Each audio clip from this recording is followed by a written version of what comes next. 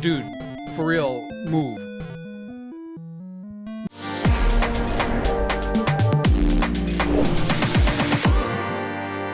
Hey, what's happening everyone? Jason the Overwhelmed Gamer here. In this video, we are taking a look at Dragon Warrior and seeing if it holds up.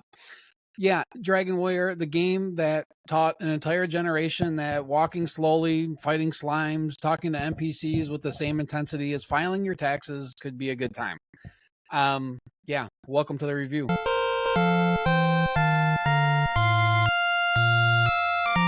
Released in 1989 by Enix, Dragon Warrior is the NES equivalent of slow-cooked beef stew.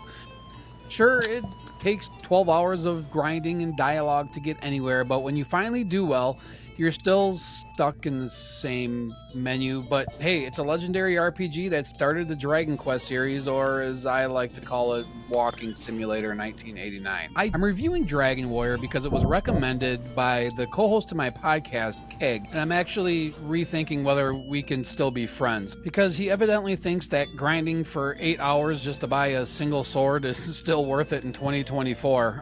Spoiler, it's really not, but here we are. The plot is simple. You're the chosen one because a plot convenience, I guess. I don't know. And you have to save Princess Gwalin. Who cares? Nobody cares. You save her from a dragon. The game's only mission, honestly, feels like to grind until your thumbs bleed, fight the Dragon Lord, and bring peace to Elfgard. Elfgard? I can't pronounce these names. It sounds exciting. It's kind of not. But you got to remember, back then, it was the peak of storytelling, really before they knew how to put together plots in video games. The story's depth can be summed up with, there's a bad guy, you should probably do something about it. If you're looking for a rich narrative, twists, and deep emotional bonds, you'll have to fast forward a decade when games realized that that was a thing. But at least Princess Gwalin thanks you a lot after you save her. Maybe a little bit too much. It gets awkward. As far as the gameplay loop, it's fight a slime, fight more slimes, walk to a new town, and fight more slimes. Occasionally you'll fight something that isn't a slime, but it'll probably still feel like one. The game consists of slowly walking across the grid, encountering enemies, and mashing buttons through menus. If you've ever wanted to roleplay as a very indecisive person who can't open a door without selecting open from a menu, Dragon Warrior is your game.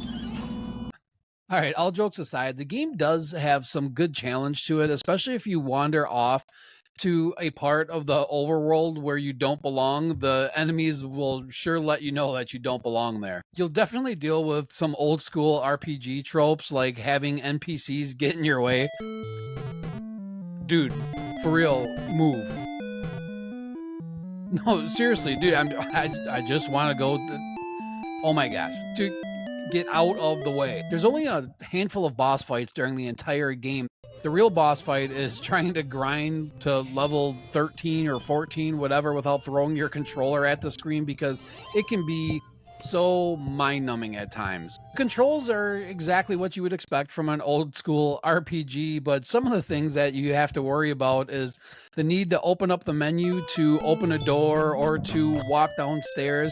And I kind of understand why they did it back in the day, because they didn't want you just accidentally going down the stairs without hitting a button to tell it you wanted to do so. I'm so glad that that was changed in RPGs that came after this one. Visually, Dragon Warrior, it's not great. They definitely improved upon it with later iterations of the game, but I do think the visuals shine though during the battles where you actually get to see these big monster drawings. I think they look pretty good. Even though they use a lot of the exact same sprites with just different colors, it's still fun to look at. Every time you run into something new, it's cool to see. Music, however, is legendary. The soundtrack is so great.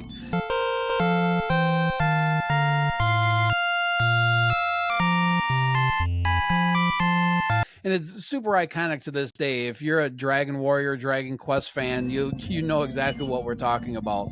And they did a great job pulling it off even on the NES version of this game. The sound effects, I don't think they're that bad either. It gets the point across. Dragon Warrior can be completed in about 10 to 15 hours, but if you don't have a walkthrough, it can be much longer.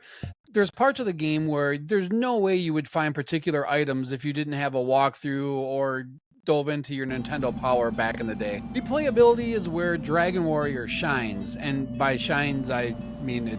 No, don't play this game again. Just save yourself the hassle. You just don't want to fight more slimes for the 500th time. There's not a whole lot of reason to come back to this one once you've defeated the Dragon Lord. You've seen it all, done there, done that, and I don't think you'll crave it again after one time through. But is it worth playing today?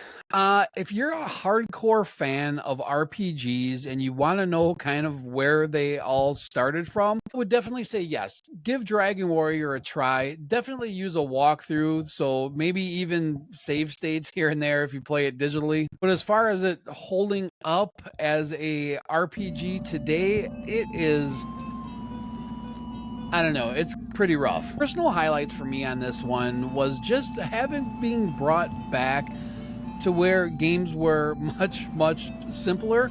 I was not expecting it to take me nearly as long as it did to complete my playthrough of this game, and I foolishly thought I was going to do it without a walkthrough. I do not recommend that. I got about, I don't know, 4 or 5 hours in before I was like, no, just enough of that. I'm not doing that anymore.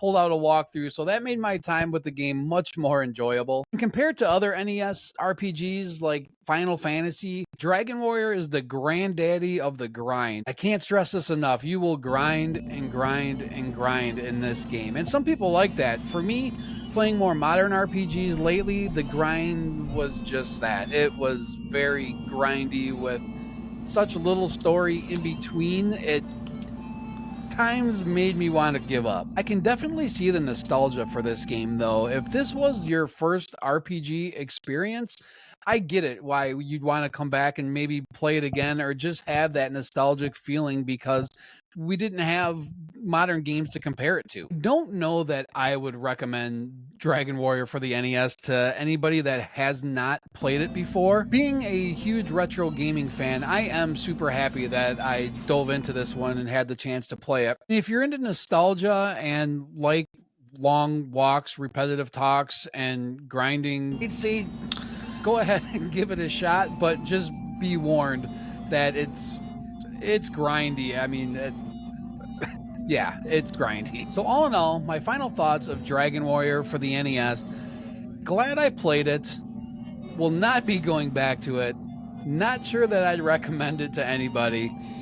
But it's a classic. It's one of those games I feel like if you're a retro gamer, an RPG fan, you do owe yourself the playthrough at least once so you know where this iconic series came from. If I had to give it a grade, I'm sticking Dragon Warrior in at a C. That's it for my review of Dragon Warrior for the NES. I hope you enjoyed it, and if you like what we're doing here, please consider liking, subscribing, hit a bell, do something that does something. I don't know, do all that YouTube stuff. I guess it helps something with something somewhere. I don't know. That's it. See ya in the next video. Late.